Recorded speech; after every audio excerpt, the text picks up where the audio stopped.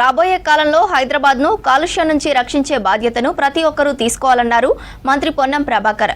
వన మహోత్సవం కార్యక్రమంలో భాగంగా బంజారాహిల్స్లోని పోలీస్ కమాండ్ కంట్రోల్ వెనుక లింక్ రోడ్డు ప్రాంతంలో మొక్కలు నాటారు మంత్రి పొన్నం. చెట్లు చాలా అవసరమని, సామాజిక బాధ్యతగా రోజువారీ కార్యక్రమాల్లో మొక్కలు నాటడం, పెంచడం అలవాటు చేసుకోవాలన్నారు మంత్రి. కార్యక్రమంలో mayor Gadwal Vijayalakshmi, corporator C N Reddy, zonal commissioner Anurag Jayanti, అటవీ శాఖ ఇతర అధికారులు పాల్గొని మొక్కలు నాటారు.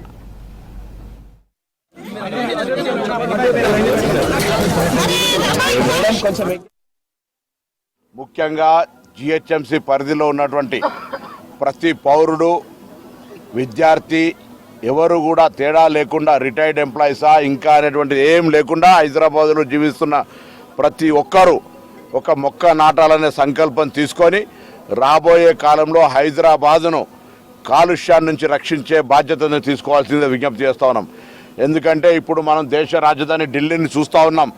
కాలుష్యంతో పాఠశాలలు మానుకొని వలసలు పోయి వేరే దగ్గర బతకాల్సిన పరిస్థితి, సీనియర్ సిటిజన్స్ అంతా అక్కడి నుంచి ఖాళీ చేసిపోయేటువంటి పరిస్థితి ఏర్పడుతోంది.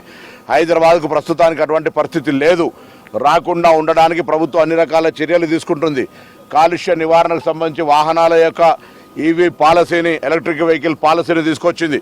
హైదరాబాద్లో ఉన్నటువంటి అన్ని వాహనాలను, ఆర్టీసీ బస్సులను ట్రాన్స్పోర్టు ఈవీ ఎలక్ట్రికల్ బస్సులుగా మార్చే ప్రక్రియ ప్రారంభమైంది. హైదరాబాద్ జంట నగరాల్లో ఉన్నటువంటి ఆటోలన్నింటినీ కూడా ఈవీ వెహికల్స్గా మార్చే నిర్ణయం కూడా తీసుకోవడం జరిగింది. జిహెచ్ఎంసీకి వాడబడేటువంటి స్క్రాప్ వెహికల్స్తో పాటుగా ఎయిర్ గ్యాబరేజ్ కలెక్షన్ చేసే వెహికల్స్ అన్నీ కూడా ఈవీ వెహికల్స్గా మార్చేటువంటి ప్రణాళికాబద్ధంగా తీసుకునే ప్రయత్నం జరుగుతూ ఉన్నాయి. ఇవి ప్రభుత్వం తరఫున చేసే కార్యక్రమాలు. ప్రజలందరికీ విజ్ఞప్తి చేస్తూ ఉన్నాం. పర్యావరణాన్ని రక్షించాలంటే ఈ ప్రభుత్వ చర్యలు ఎంత భాగమో పచ్చని ఒక వాతావరణం, చెట్లు చాలా అవసరం. కాబట్టి సామాజిక బాధ్యతగా మనం ఏ విధంగా రోజువారీ కార్యక్రమాలు చేసుకుంటా ఉన్నామో అందులో మొక్కను నాటడం, పెంచడం కూడా ఒక బాధ్యతగా, సామాజిక బాధ్యతగా చేసుకోవాల్సిందిగా నేను ఈ సందర్భంగా జంట నగరాల ప్రజలందరికీ ప్రభుత్వం పక్షాన రెండు చేతులు జోడించి విజ్ఞప్తి చేస్తా ఉన్నాను.